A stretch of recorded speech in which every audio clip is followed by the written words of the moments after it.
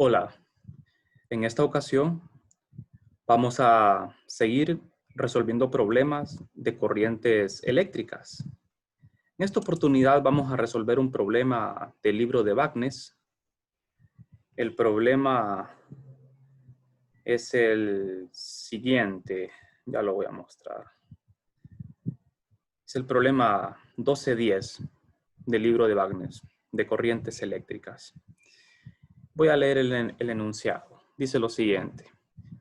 La región entre los cilindros coaxiales de la figura se llena con un material conductor IHL, isotrópico homogéneo lineal.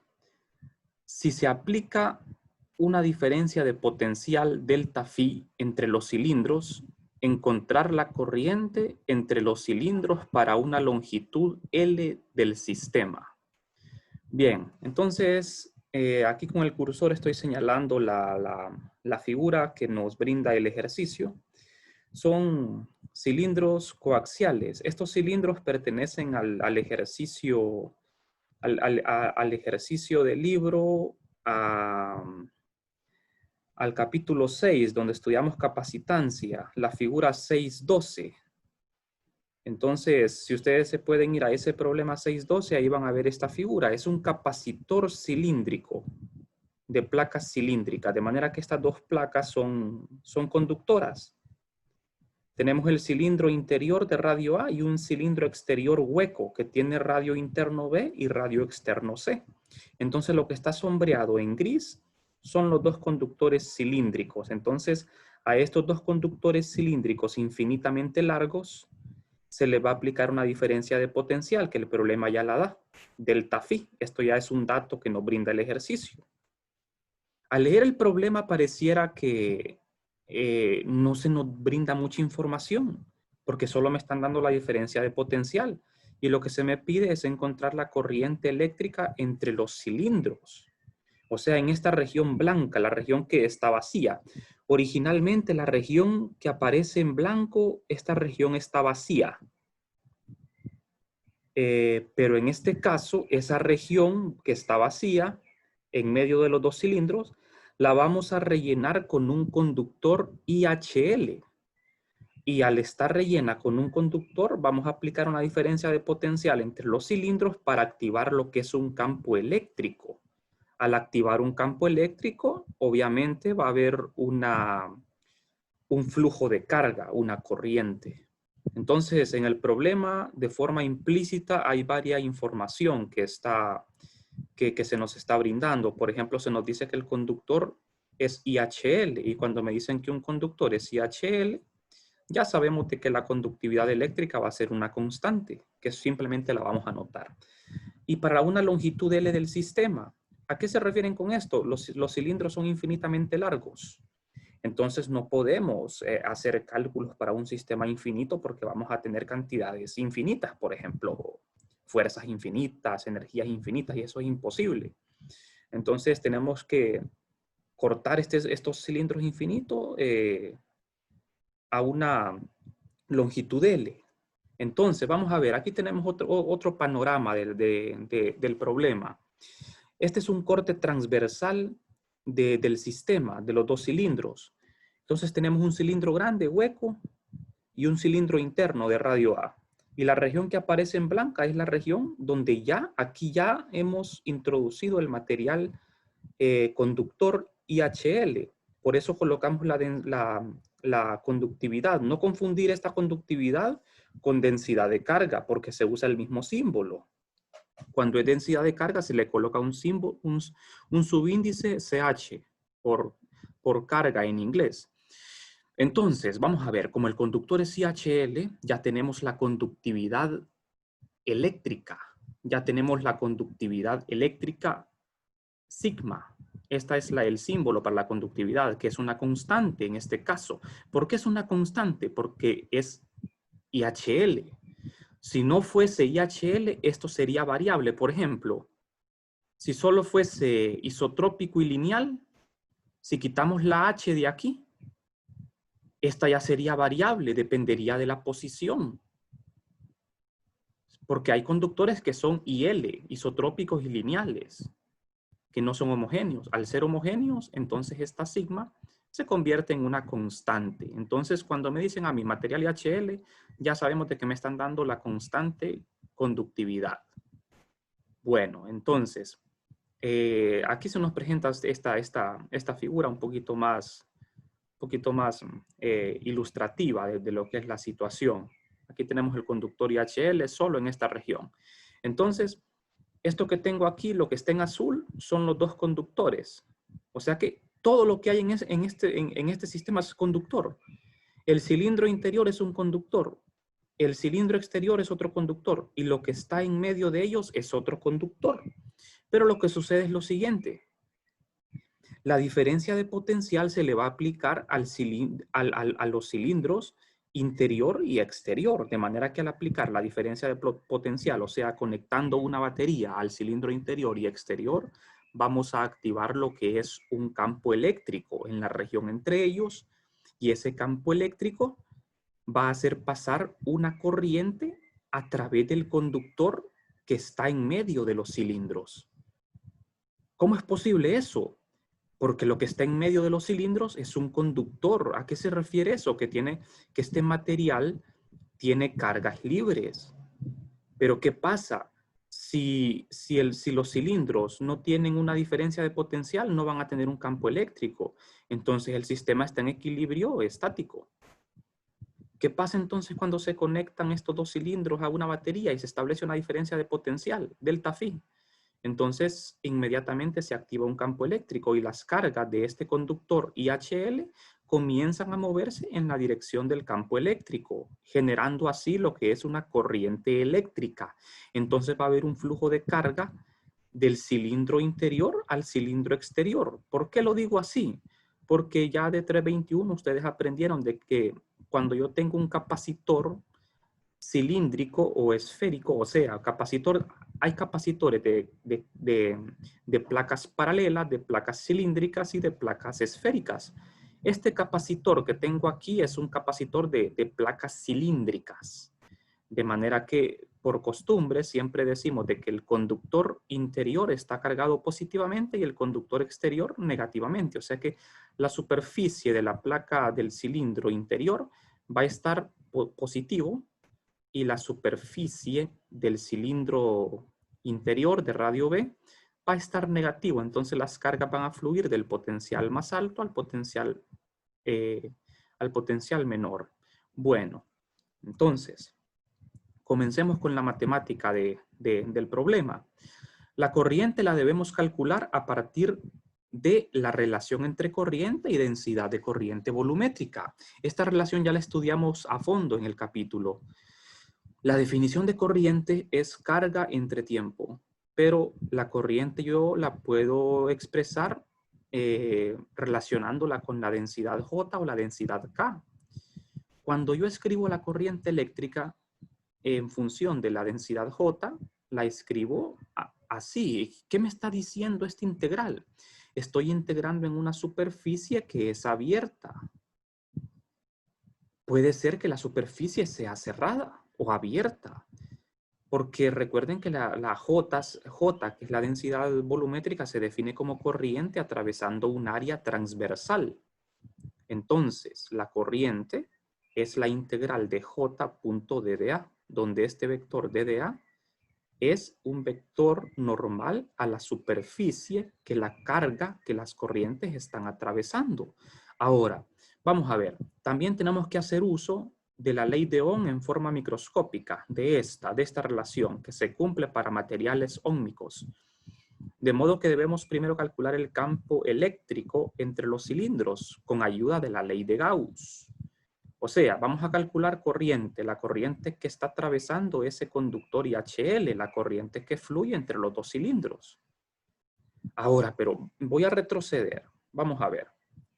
¿Cómo va a fluir esa corriente? Una vez establecida la diferencia de potencial, la corriente va a fluir del cilindro interior al cilindro exterior.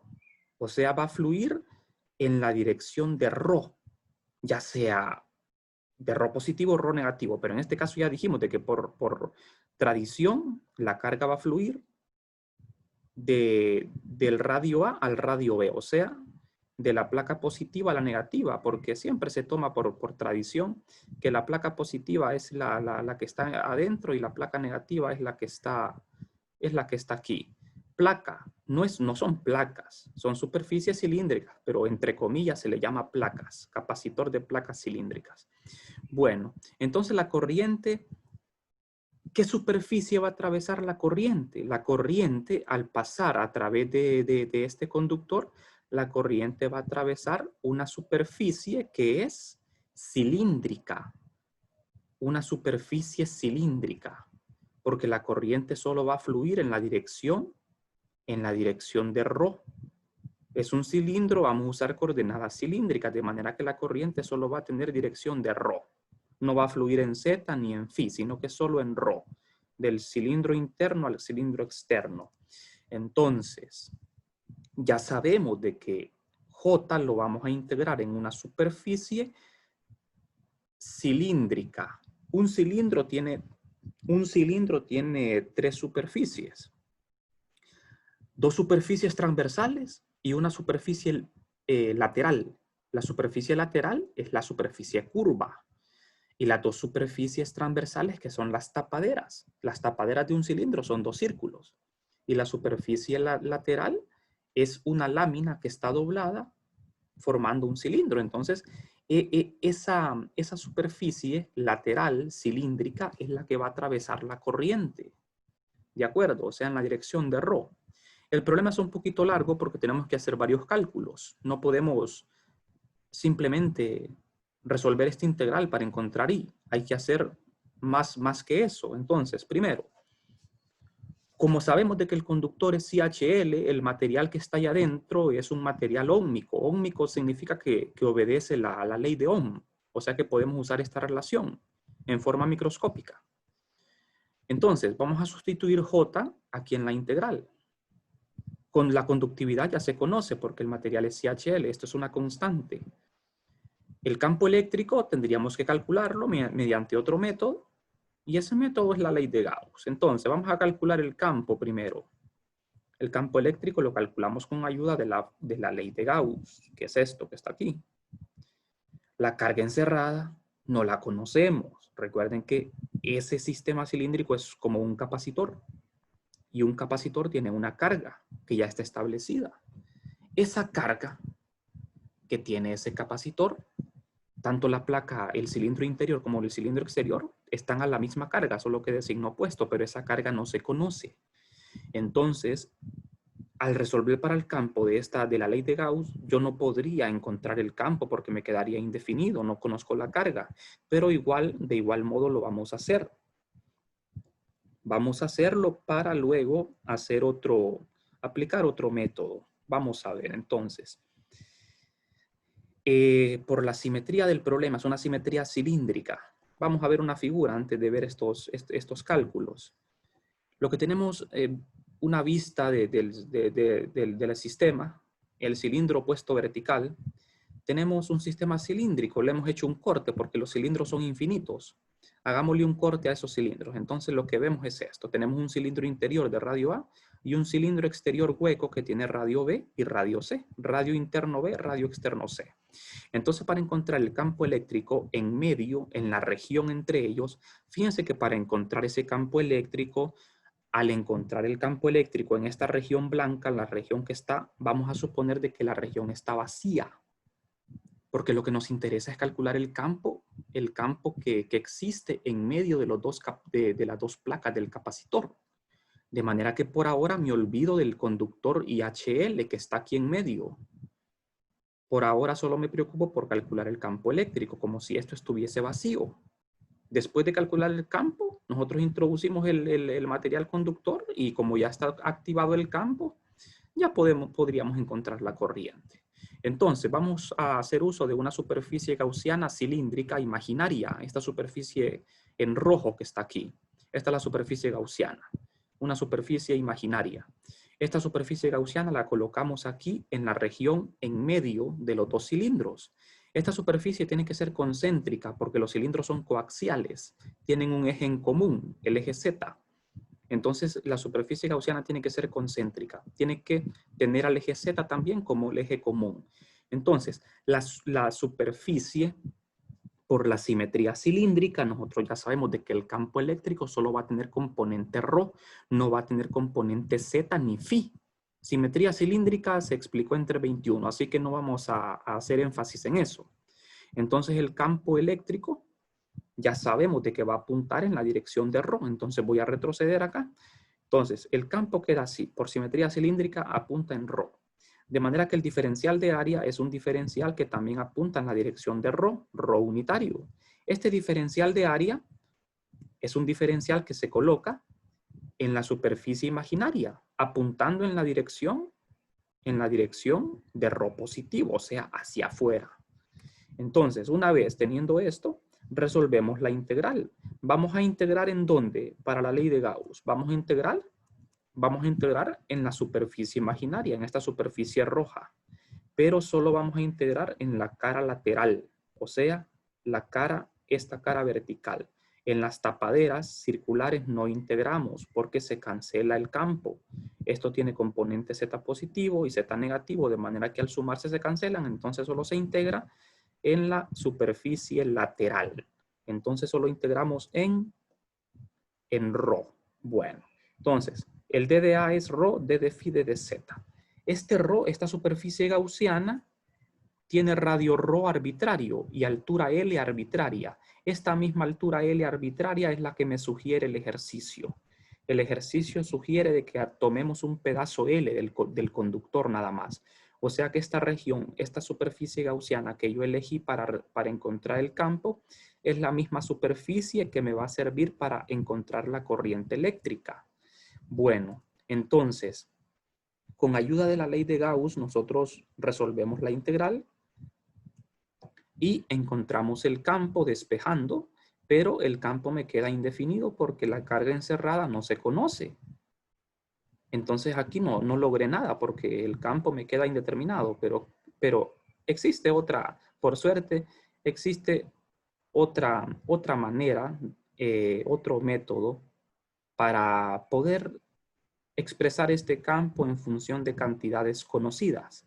Aquí lo que conocemos es L, ya está dado en el problema. Rho es una variable, pero esta carga no puede quedar aquí porque no la conocemos. Entonces, vamos a ver, ¿qué podríamos hacer para quitar esta carga? Entonces, lo que podemos hacer es calcular mediante la integral de camino del campo eléctrico. El delta phi ya está dado, es conocido del problema. Entonces yo recuerdo una ecuación que vimos en 321 para el tema de la capacitancia. Cuando nosotros integramos en un capacitor de cualquier geometría, nosotros cuando integramos para encontrar la diferencia de potencial entre las placas de un capacitor, se integra de la placa positiva a la placa negativa. Ya les dije de que por convenio se estableció que la placa positiva es la que está al mayor potencial y la negativa al menor potencial. Pero en todas las geometrías de los capacitores, tanto cilíndrico, esférico, en esas geometrías cilíndricas y esféricas, la placa positiva se toma como la placa interna y la placa negativa la placa externa. De manera que en este caso, el cilindro interior de radio A va a ser la placa positiva y el radio interno del cilindro grande, el radio B, aquí en la superficie de radio B, va a ser la placa negativa. Voy de lo positivo a lo negativo a través de una trayectoria lineal. Esta es una integral de línea. No confundir con la integral de la ley de Gauss, que es una integral de superficie. Esta es una integral de línea. Voy de la placa positiva a la negativa. Placa entre comillas, porque no son placas. Son superficies cilíndricas, pero siempre se le llama placas. Es la jerga que se utiliza, ¿verdad? En los capacitores.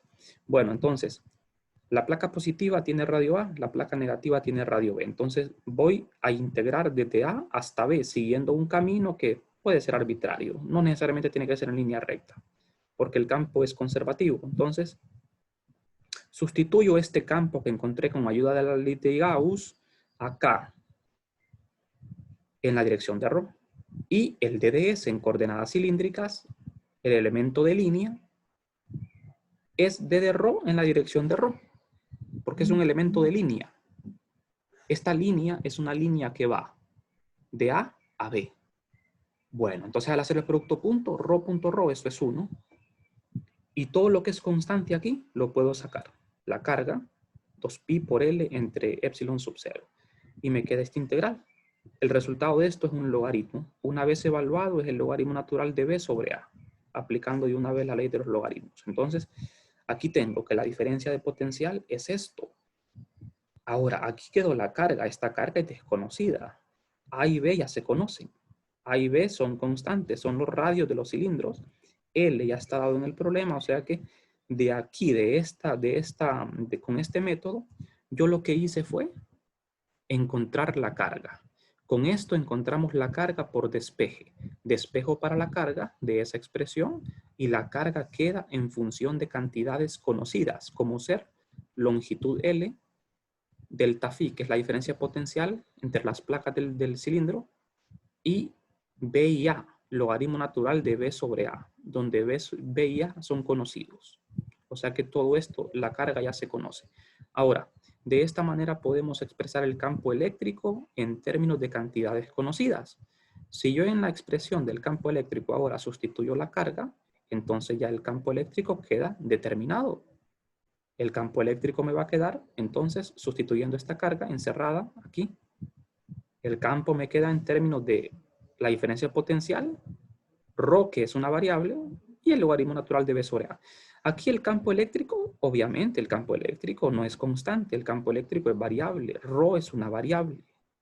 Es la distancia en cilíndricas que va del cilindro interior al cilindro exterior. O sea que el campo eléctrico está variando inversamente con la distancia.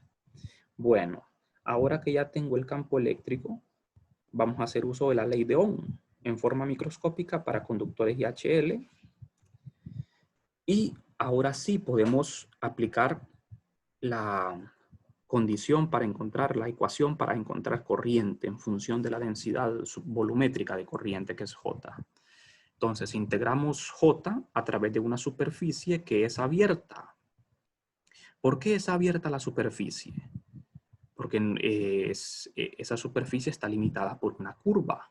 La superficie sobre la que vamos a integrar para encontrar J es la misma superficie gaussiana. Voy a retroceder. La superficie que va a atravesar la corriente es la superficie lateral de este cilindro. Este es un cilindro imaginario usado para calcular el campo con la ley de Gauss, y este mismo cilindro lo vamos a utilizar también para calcular corriente.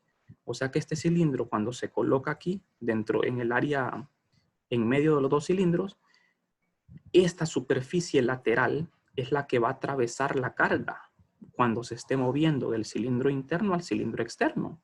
Entonces J, que es un vector, y la corriente, que no es un vector, pero que apunta en la dirección de J, tanto la corriente como el vector J van a atravesar la superficie lateral de este pequeño cilindro imaginario.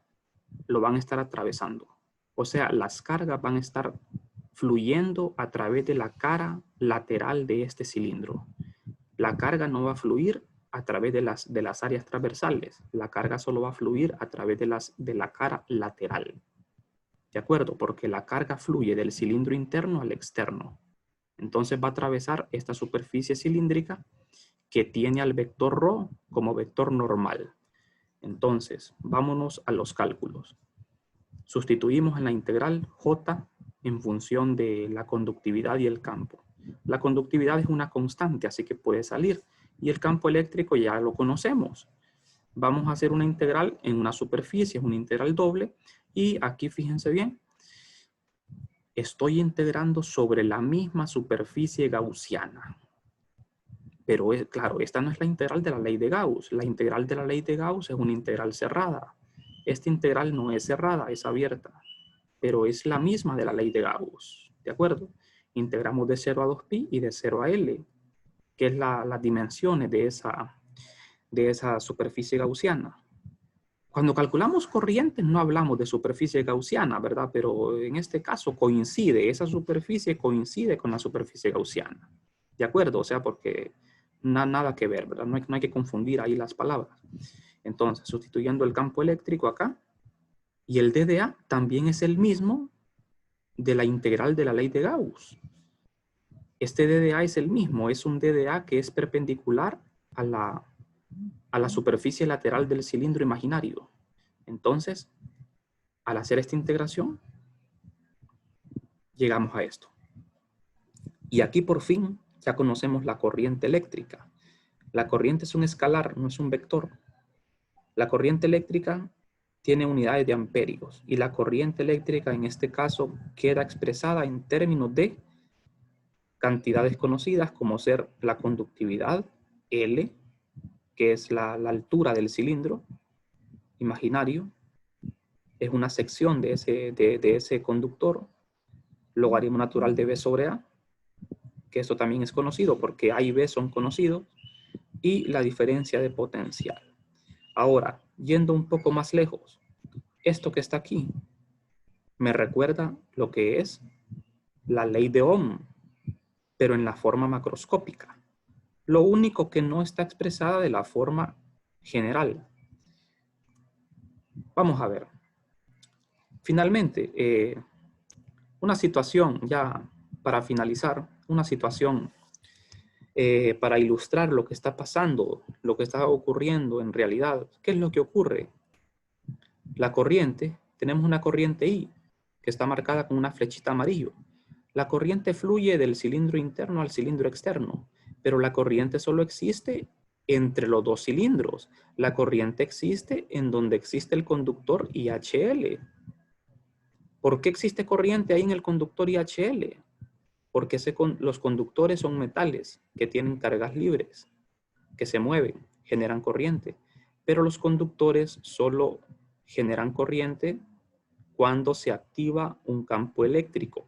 Y para que se active un campo eléctrico tiene primero que activarse una diferencia de potencial. Entonces, la placa, el cilindro interno de radio A y el cilindro externo que tiene radio B se conectan a una batería de manera que se establece una diferencia de potencial, la que produce un campo eléctrico, y el campo eléctrico obliga a las cargas del conductor aquí en medio a moverse en la dirección señalada aquí. La corriente I apunta en la misma dirección de la corriente, de la corriente J. J es un vector, I es un escalar, pero ambos van en la misma dirección, moviéndose del cilindro interno al cilindro externo, o sea, fluyendo en la dirección de ρ, en la dirección radial. Esta es la dirección en la que se mueve J. Lo que quería encontrar en el ejercicio era la corriente, no era J. Pero aquí para ilustrar mejor y dibujé ambos vectores. El vector J en rojo y I, la corriente I en amarillo. O sea que I, las cargas están atravesando la superficie lateral del cilindro imaginario. Bueno, entonces ya para culminar solo quería platicarles sobre la ley de Ohm en forma macroscópica. Les estaba diciendo que el resultado que obtuvimos es un resultado que lo podemos analizar de otra manera, porque hay un tema importante que es la resistencia. Entonces, la ley de Gauss en forma macroscópica es esto. Esta es la forma en que se escribe comúnmente. Esta es la ley de Ohm. Voltaje es igual a corriente por resistencia, donde la resistencia depende de la geometría y también de la temperatura en la vida real. Despejando para ahí de la ley de Ohm, tenemos que la corriente es diferencia de potencial entre R, entre resistencia. La resistencia que ofrece el conductor. De modo que la resistencia es, para este caso, si retrocedemos, fíjense bien, tenemos de la ley de Ohm, corriente es diferencia de potencial sobre R. Entonces, ¿quién es R? R sería esto, pero el inverso. O sea, ese factor que aparece ahí, ese es la resistencia, pero el inverso. O sea, resistencia es logaritmo natural de B sobre A entre 2pi por la conductividad por L. ¿Qué pasa aquí? La resistencia depende de la geometría, como debe ser. O sea que el resultado me dicta que esto está bien. porque si dependiera de otra cosa que no fuera factores geométricos, el resultado estaría malo. Aquí solo tenemos términos geométricos, como ser radios A y B, la conductividad que es una constante y L que también es una cantidad geométrica. O sea que R depende de la forma. La resistencia de un material siempre va a depender de la forma. Si eso fuese una esfera en vez de un cilindro, tendríamos otra resistencia, otra manera de expresarlo. Entonces, la resistencia no me la preguntaba el problema, pero no está de más hablar de ello. Un comentario aquí. Esta es la resistencia del conductor, la cual depende únicamente, dice, de factores geométricos. En este caso, ya que en situaciones de la vida real, R también es una función de la temperatura. Las unidades de R son ohmios y eso lo pueden comprobar haciendo análisis de dimensiones. Es bueno hacer análisis dimensional para ver si las cantidades son correctas. Como la unidad de la resistencia es el ohmio, aquí me tiene que dar ohmios. El numerador no tiene unidades porque tengo aquí B sobre A, que son distancias. Se cancelan las unidades. Lo de arriba no tiene unidades. Y abajo tengo sigma. La conductividad tiene unidades de ohmios por metro a la -1. Y L tiene unidades de metros. Entonces, metro, ohmio por metro a la -1 multiplicado por metro, se cancelan los metros y me queda 1 sobre ohmio. Y 1 sobre ohmio es, por la operación oreja, el ohmio pasa arriba al numerador, de manera que la unidad de R es el ohmio. O sea que el resultado es correcto dimensionalmente. Bueno, pues con esto hemos finalizado el problema de capítulo 12 de corrientes eléctricas.